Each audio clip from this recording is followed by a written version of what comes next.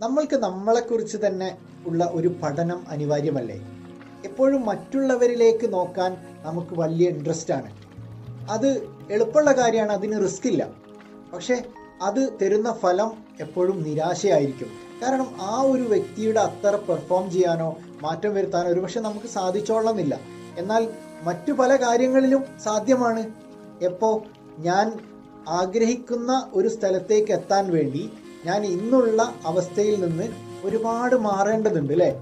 ആ ഒരു മാറ്റം എന്തൊക്കെയാണ് എന്നുള്ളതിനെക്കുറിച്ചും അത് എങ്ങനെ എൻ്റെ ജീവിതത്തിൽ അപ്ലൈ ചെയ്ത് മുന്നോട്ട് പോയി ഞാൻ ആ ഒരു സ്ഥാനത്തേക്ക് എത്തിപ്പെടാം എന്നുള്ളതിനെക്കുറിച്ചും വ്യക്തമായിട്ട് പഠിച്ച് മനസ്സിലാക്കി അത് ഇംപ്ലിമെൻ്റ് ചെയ്ത് മുന്നോട്ട് പോകുമ്പോൾ മാത്രമേ ഞാൻ ആഗ്രഹിക്കുന്ന ഒരു സ്ഥലത്തേക്ക് എത്താൻ എനിക്ക് സാധിക്കുകയുള്ളൂ.